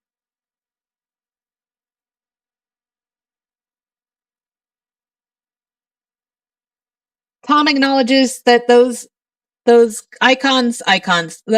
terms might be having an effect on the crispness, maybe. Like he's noticing that this has a mist effect on the mountain and this one does not. Yeah. It is not a big style influence, though, as Tom has said. It's not nothing. If you like how this looks, go for it. But iconic photographic styles matter a lot more, have a lot more predictable, robust effects. This is a photographer name, Ansel Adams. Notice the difference is phenomenal compared to the difference between those. So very strong tokens. This is a media source. In this case, I said National Geographic magazine. Can tell it's the same seed, but look how much the style changed. Much more effective or influential than metadata. So any questions about metadata and jargon and specs stuffed into the prompt? Is there still a hard cap of tokens available for the prompt? Yes. That's whichever you hit first. 1,300 characters, 256 tokens.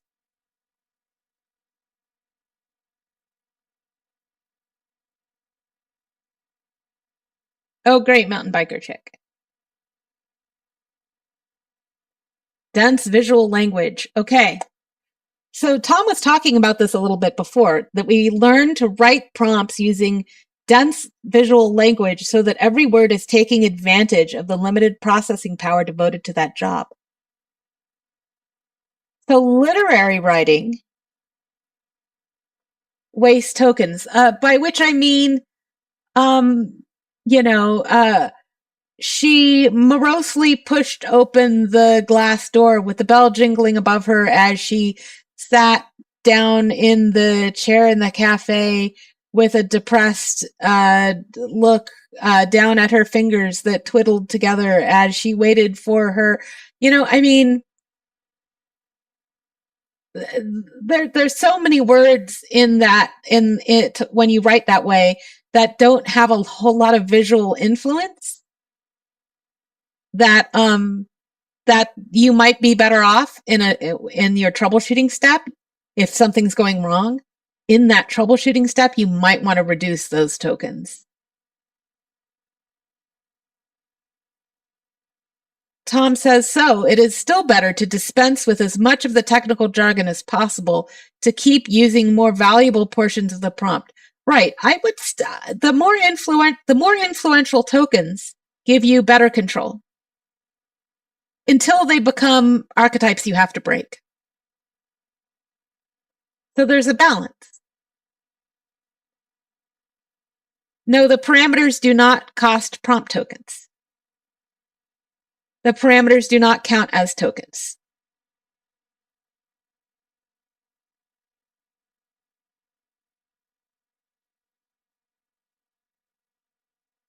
Parameters do not count as tokens.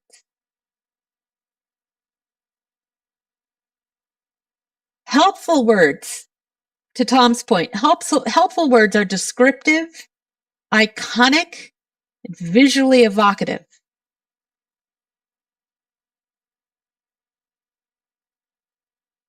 Textures, colors, shapes, sizes, environmental adjectives like foggy or sunlit, right? Art movements, media types, media titles even, artist names, iconic visuals, techniques, time periods, geographic locations, materials, spatial qualities, style genres, cultural overtones, natural imagery, these descriptive, iconic, or visually evocative words do amazing things in your prompt. This is a slide with the same information. The idea was that I would paste this in as an image for you, I think. See if I can make that happen. Nope. It's not working, is it? No. Heck.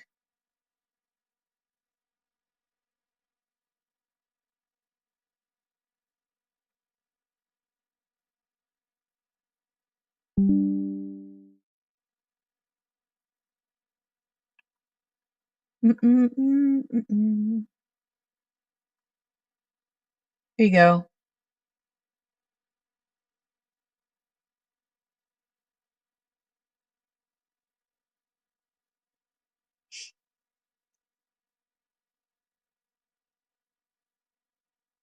Another random question. Since languages are constructed on different rules and mechanisms, does it matter in Midjourney longer prompts as much as it matters in prompting LLMs?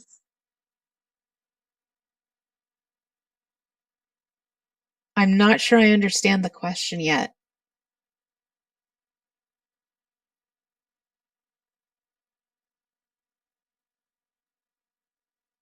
Since languages are constructed on different rules and mechanisms, does it matter in Midjourney longer prompts as much as it matters in, what is it?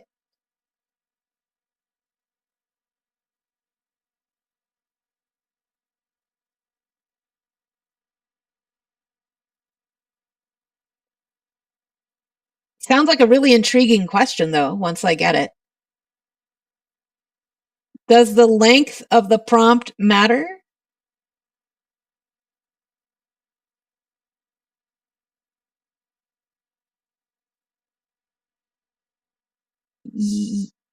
Yes.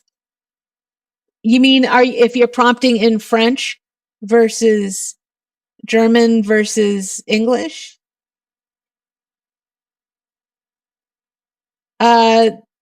Yes, it will still tokenize, and it will still usually tokenizes based on the space character. And it will still count against your 256 or your 1300.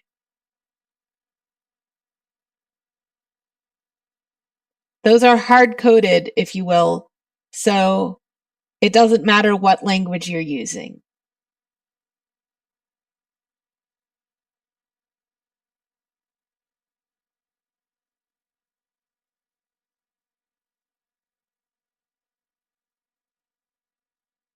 Glory has a tip. If prompting for cultural images and items, prompting in that language makes a huge difference. That's cool.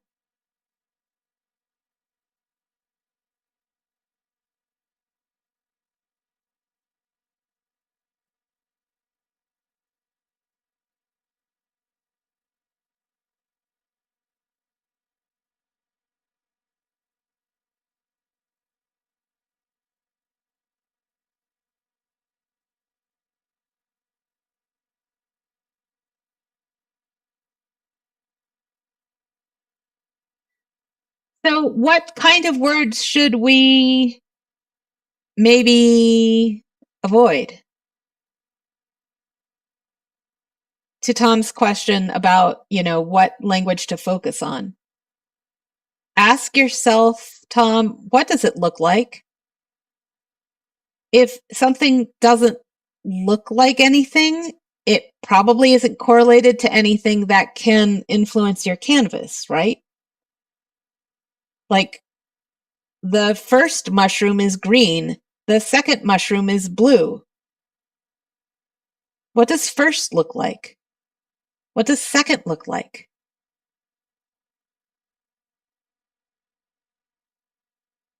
You'd do better to say the mushroom on the left and the mushroom on the right, because left and right do have a visual component to them.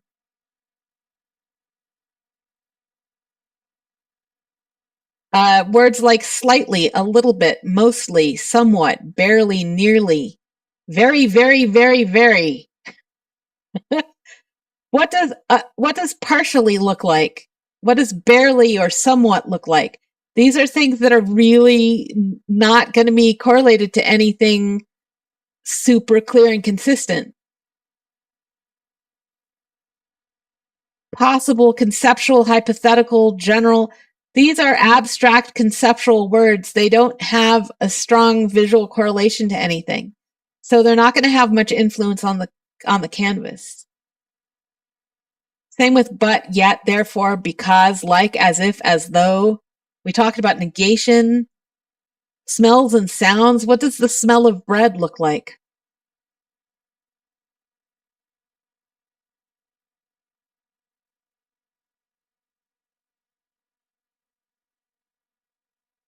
All, something, anything, nothing, everything. If you say all of the rabbits are green versus the rabbits are green, I'm not sure it would make a big difference. Some of the rabbits are green. Half the rabbits are green. Midjourney can't count. The best example of this, of the kinds of prompts that I see people on Reddit writing that disappoints them. Think about this one, Tom. The red dog is more important than the green dog.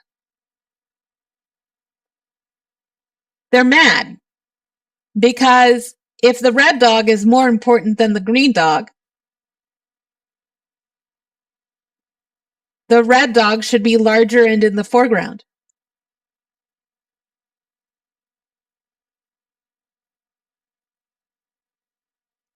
But to jump from the phrase more important to large and in the foreground is not something Midjourney can do. An LLM knows what you mean by more important. It figures out what you mean by more important and it writes a prompt for you. Conversational mode will do it too. Regular mode does not interpret more important. It just correlates and denoises and correlates and denoises.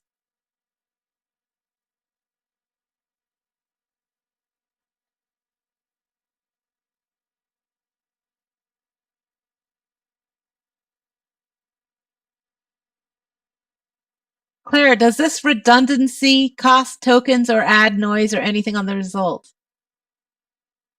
Like tremendously amazing smell? Yes, it counts against your tokens. You have 256, and tremendously and amazing and smell are 3 non-influential tokens that are not helping your picture, but are still eating into your budget.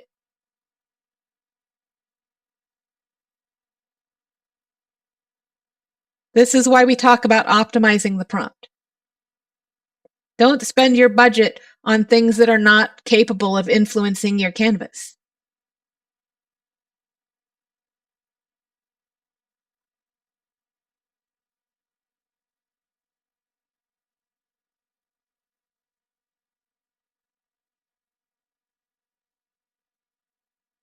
Lori, I'm so glad you're here.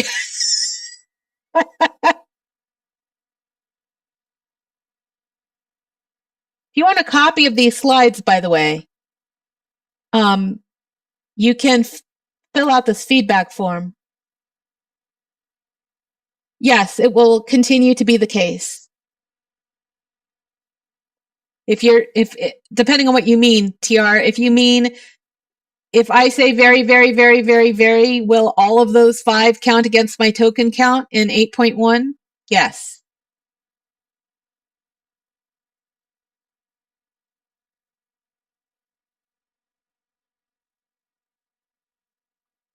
Ari asks, are there any plans in the Midjourney team to allow better control of the canvas by the prompter, maybe a UI for that purpose?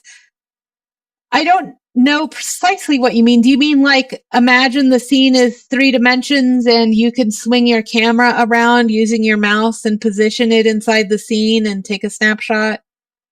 Yes, there are plans. Or rather, that has been imagined for years.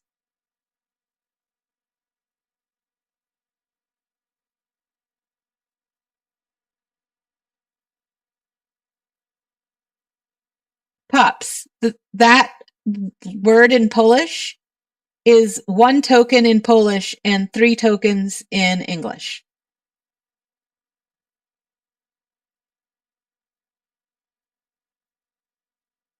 According to your translation.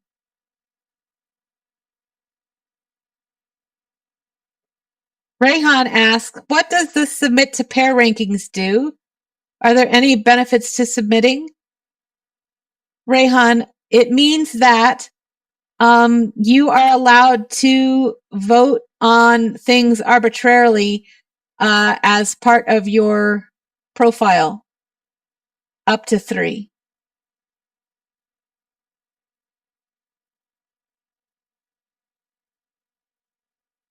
I think a day, maybe.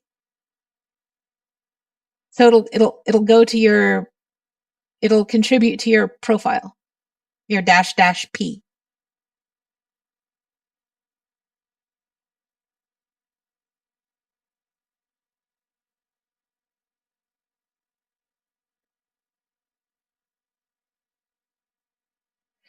I wouldn't.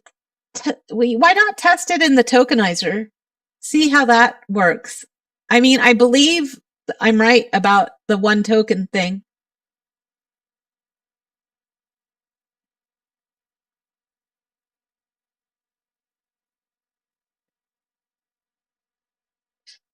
Tom says, I will be happy if they just allow me to have the image weighted so I can have an element specified to be on a specific region of the image. The black cat is lying on the pillow on the left side of the image. Oh, well, you can do that now, Tom. We have it. You missed it, but we have a whole slide for that.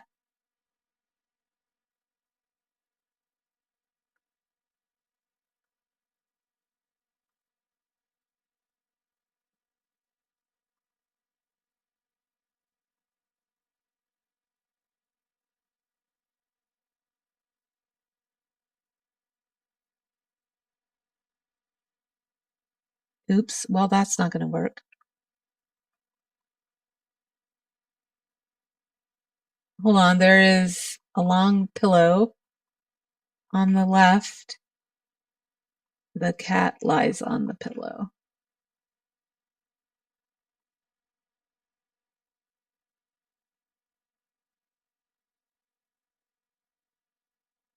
Well, it didn't put the pillow all the way across.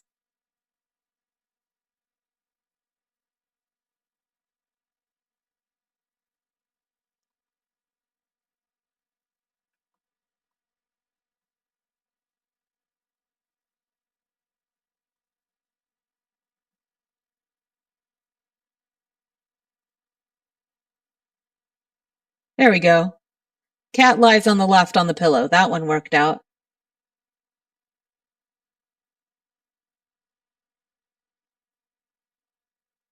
If you want a copy of the slides, you can fill out the feedback form I've just put in your Discord chat.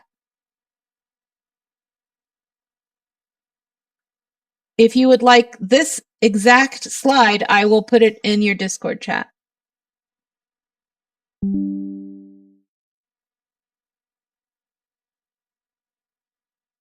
If I'm lucky.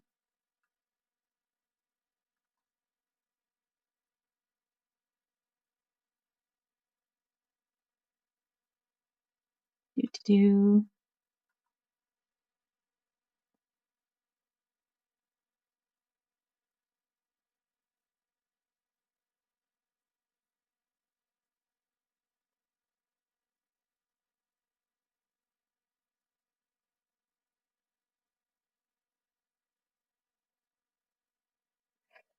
Claire, can we prompt Midjourney to balance the image generation to our liking? Yes, you usually, let me go back to that slide. Most of what we're noticing is that prepositional phrases work quite well.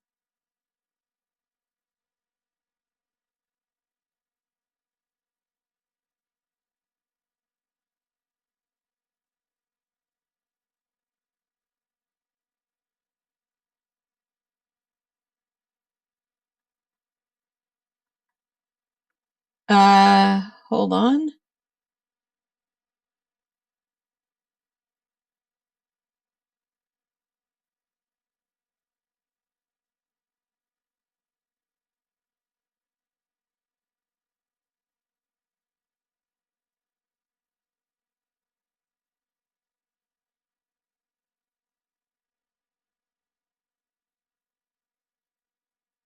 There we go.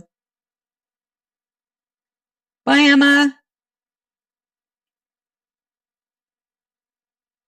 So, we did all kinds of tests using saying things are to the left, right, center, middle, foreground, background, above, below, beneath, adjacent, right? That's object placement. So place your objects within the frame of the canvas.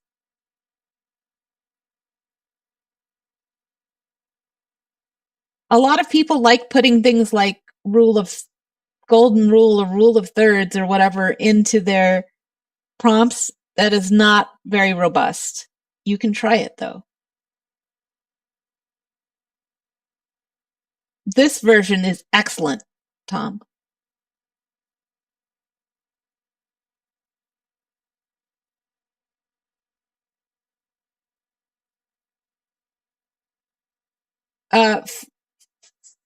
Lori, you want to know where the slides are, but not my slides?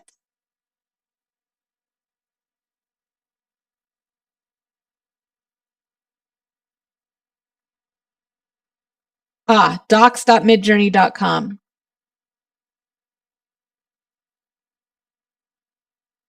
That doesn't contain this information, though.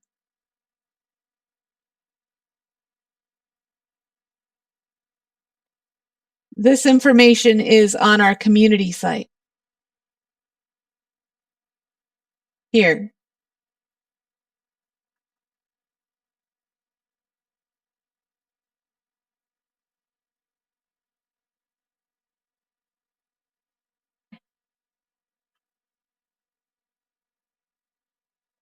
All right.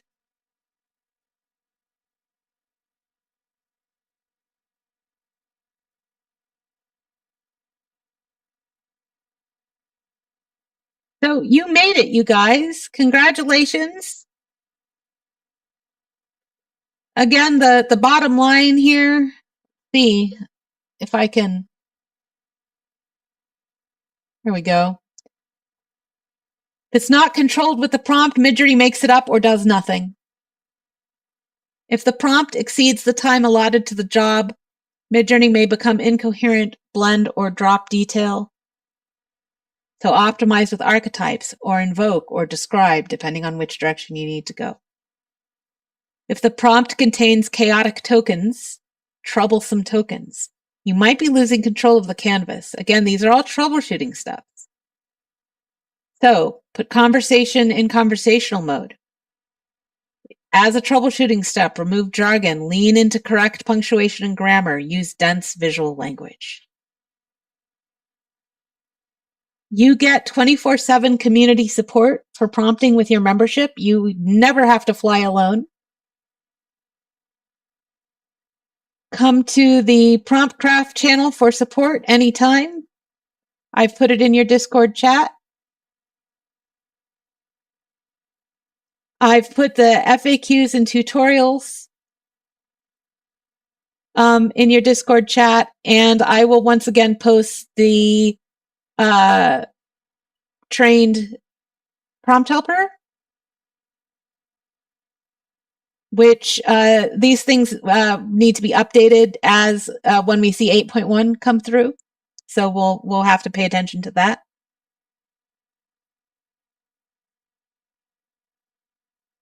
Let's see, we've got, and then finally, oh yeah, Flory, my pleasure.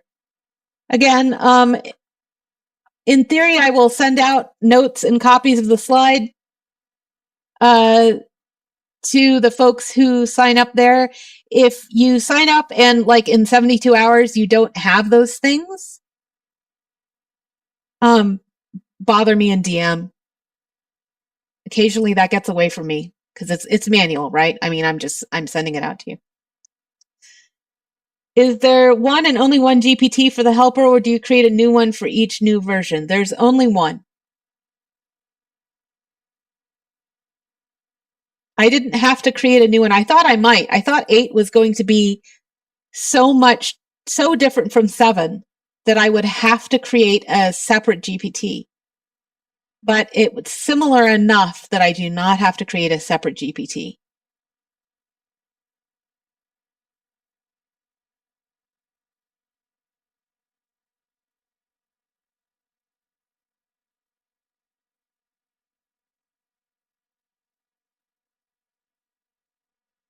Not at all. We are stopping just on time. You have reached the end of Midjourney's version 8 Alpha Quick Start.